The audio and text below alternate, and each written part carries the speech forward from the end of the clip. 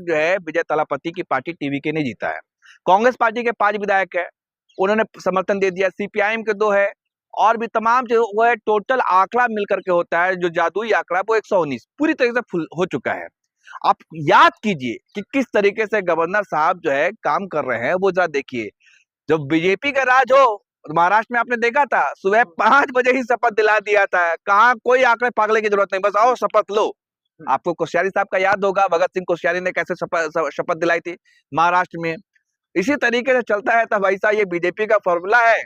अब उनको तंग करना, परेशान करना, तो मैं तो कहूंगा कि भारतीय जनता पार्टी 234 में तमिलनाडु में 1 सीट जीती है, उसी को बुला लो, दिला दो शपथ, सबसे अच्छा उसी को बुला लो भाई साहब। तमिलनाडु में सरकार बनाने के लिए बीजेपी की दावा पेश करे और सरकार बना ले। मैं तो यही चाहता हूँ कि भाई साहब आप सोचिए ना, ये कितना बड़ा पाप है लोकतंत्र में कि एक जो गवर्नर साहब है, अब जादुई आंकड़ा 119 चाहिए, उन्होंने दिखा दिया। तमाम पार्टियों का दावा जो था वो दिखा दिया कि हमारे पास इतने विधायक, आप क्या करें, लेकिन सरकार बनाने पर वो दूसरी तरफ पड़े हुए। कह रहे हैं हस्ताक्षर करवा लो, तो क्या दिक्कत? अरे भाई, तो हस्ताक्षर आप क्या पार्टी के चीफ, आप कांग्रेस पार्टी ने अपना समर्थन एआईएडीएमके से तोड़ करके दे दिया।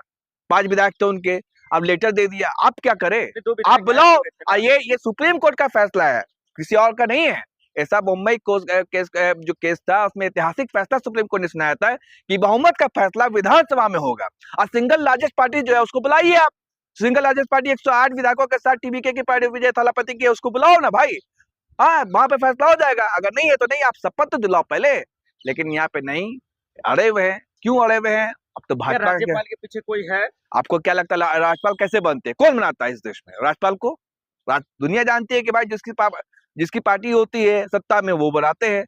कहने को तो भाई राष्ट्रपति मनोनीत करते हैं, लेकिन काम कहाँ से होता है? हाथी के दांत दिखाने कुछ और, खाने कुछ और, वैसे ही सीन चलता है। थलापति का जीत विपक्षी दलों को पच नहीं रहा। नहीं, सारी विपक्षी दल खुश है, इससे कोई दिक्कत नहीं। सारे लोग कह रहे हैं कि ऐतिहासिक रूप से प्रचंड है।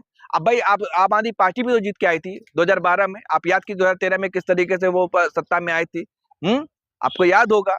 तो ये इस तरह से तमाम पार्टी पचा रही है, लेकिन ये यहाँ पे क्या है कि बदमाशी है, करना है। पहली ही बार में आकर जो एक बम्पर वोटिंग से जीत हासिल की है, ये तमाम उन नेताओं को सीखना चाहिए कि चुनाव सिर्फ धर्म और जातिवाद से उठकर भी लड़ा जाता है। तो जो विजय है, उनको जो 118 में बहुमत चाहिए, लेकिन उन पे 107 सीटें आई हैं। तो राज्यपाल से मिले, उन्होंने प्रस्ताव रखा, क्योंकि जो टीवी की है, उनकी जो पार्टी है टीवी के, वो तमिलनाडु की सबसे बड़ी पार्टी है। और जो सरकार बनाने का प्रस्ताव कौन रखेगा? जो सबसे बड़ी पार्टी है वो रखेगा। लेकिन राज्यपाल ने उनसे आज भी मिलने का समय नहीं दिया उनकी पार्टी को। तो कहीं ना कहीं जो सारे जनता के मुद्दों पर राजनीति करने वाले विजय को तमिलनाडु की जनता ने जो स्नेह और प्यार और जो बहुमत दिया है, कहीं ना कहीं उसके खिलाफ कार्य किया जा रहा है। जो विजय तमिलनाडु की देश की जनता की आवाज बने हैं, और उनको जो बार बार उनको सरकार बनाने के लिए जो बार बार उनको इजाजत नहीं दी जा रही है, राज्यपाल उनसे नहीं मिल रहे, तो कहीं ना कहीं कुछ खेला होने की उम्मीद है। लेकिन विजय ने भी साफ स्पष्ट कर दिया, सूत्रों से खबर है उनकी पार्टी के विधायकों ने, कि अगर कुछ भी यहाँ पे असंवैधानिक हुआ, जोड़ तोड़ की राजनीति हुई, तो हम सब लोग इस्तीफा दे देंगे और चुनाव फिर से दोबारा होंगे। तो विजय ने ये साफ जाहिर दर्शा दिया कि विजय एक अच्छे नेता बनकर उभरे हैं। हम तो चाहते हैं कि विजय तमिलनाडु के मुख्यमंत्री बने, और अगर वो अच्छा कार्य करें तो आने वाले समय में भारत के प्रधानमंत्री भी बने। क्योंकि विजय ने जो मैनिफेस्टो में चुनाव लड़ा है वादों पर, वो जनता के जो मूलभूत मुद्दे हैं उन पर चुनाव लड़ा है। तो विजय को पूरा देश मुबारकबाद दे रहा है, और पूरे देश में एक बदलाव की जातिवाद से और धार्मिक माहौल से उठकर अगर किसी ने अच्छी राजनीति की है तो वो विजय है। विजय की पार्टी को पहली ही बार में, जो पार्टी 2 साल में बनी हो, 2 साल के अंदर इतने मजबूत बहुमत से सरकार देना और अपना प्यार देना, इतना जन समर्थन देना, ये वाकई काबिले तारीफ है। लेकिन एआईडीएमके और डीएमके कुछ ना कुछ जोड़ तोड़ में लगे हुए हैं। देखिए विचारधारा, वो कहते हैं कि एआईडीएमके की मूवी देख के आया है क्या? हवाई बातें नहीं, विजय शपथ तक नहीं लेगा। अरे शपथ क्यों नहीं लेगा? अपना प्रस्ताव रख दिया ना। अब राज्यपाल उनको परमिशन देंगे। राज्यपाल तो बोला 118 सीट ले, दे देंगे आपको। देखिए, जो सबसे बड़ी पार्टी होती है वो अपना प्रस्ताव रखती है ना सरकार बनाने का। तो राज्यपाल भी तो वही बात कर रही है, बहुमत है। नहीं, बिहार में भाजपा के पास बहुमत था। बिहार में भाजपा के पास बहुमत था। ये बताइए, बिहार में भाजपा के पास बहुमत नहीं था। बीजेपी सबसे बड़ी पार्टी थी। उसके बाद भी सरकार अब बनी ना सम्राट चौधरी की, तो जो सबसे बड़ी पार्टी है उसे अधिकार है अपना प्रस्ताव रखने का, तो राज्यपाल इजाजत दे, वो अपना बहुमत साबित करेंगे। लग रहा राज्यपाल भाजपा के इशारे पर ये सारा खेल कर रहे हैं नहीं क्या? देखिए, खेल तो होता है जिस तरीके से स्टालिन ने कह दिया कि मैं इंडिया गठबंधन छोड़ूंगा, और एक तरफ एनडीए वाले लोग स्टालिन को धर्म विरोधी, सनातन विरोधी बताते थे।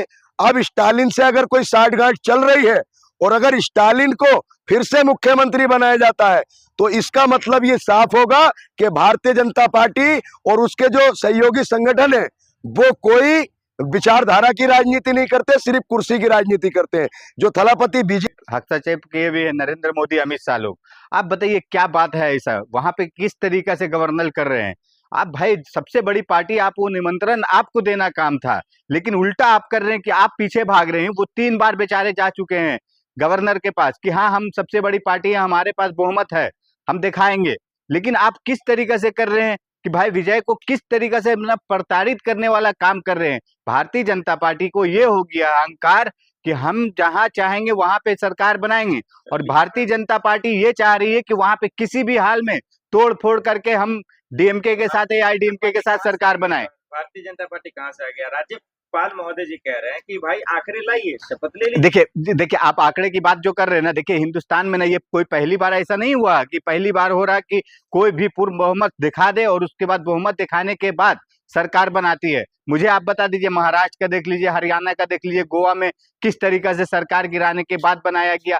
हर एक जगह हिंदुस्तान में कहीं पे भी आप देख लीजिए इसी तरीके से होता। लेकिन इसे क्या है ना, भारतीय जनता पार्टी को, अमित शाह, नरेंद्र मोदी को इससे तकलीफ ये है, और गवर्नर को क्यों, कि भाई वहां पे हम ईसाई समाज का किस तरीके से मुख्यमंत्री बनने देंगे। अरे भाई वो अपने दम पे, अपने मेहनत पे, अपने बलबूते पे इतना वोट प्राप्त किया, इतना लोगों का समर्थन मिला, उसके बाद वहां पे वो जीता है, और उसको कितना बड़ा 107 सीट जीत गया है बेचारा, और उसको आप इस तरीके से प्रताड़ित करने वाला काम कर रहे हैं कि उसको मुख्यमंत्री बनने नहीं देंगे। प्रताड़ित कहाँ कर रहे हैं? वो तो कह रहे हैं आखिरी लेकर ये हस्ताक्षर दिखा दीजिए यार। सर यही तो बता रहे हैं आपको। देखिए संवैधानिक प्रावधान जो है, संविधान के तहत क्या होता है ना कि आंकड़ा देखिए पहले नहीं फ्लोर टेस्ट होता है। आप पहले जो सबसे बड़ी पार्टी है राज्यपाल उसको निमंत्रण देता है और उसको एक्सेप्ट करता है कि हाँ भाई ठीक है। लेकिन यहाँ पे सबसे उल्टा गेम हो रहा है कि राज्यपाल क्या कह रहा है कि आप पूरा 118 का आंकड़ा साबित कीजिए।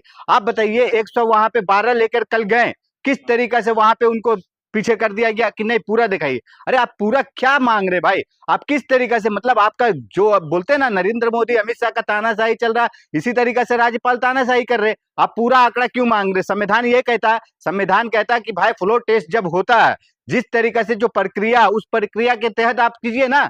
आप उल्टा काम कर रहे कि पहले आप लेके आओ, आंकड़ा दिखाओ, उसके बाद हम आपको राज्यपाल तानाशाही कर रहे हैं, ये कह रहे हैं आप? बिल्कुल तानाशाही कर रहे हैं ना, तानाशाही वाला काम कर रहे हैं आप। इसमें एक चीज और देखिए किस तरीका से, जब वहां पे उनको 118 का आंकड़ा प्राप्त हो गया, उसके बाद भारतीय जनता पार्टी का, नरेंद्र मोदी अमित शाह का इसमें हस्तक्षेप देखिए।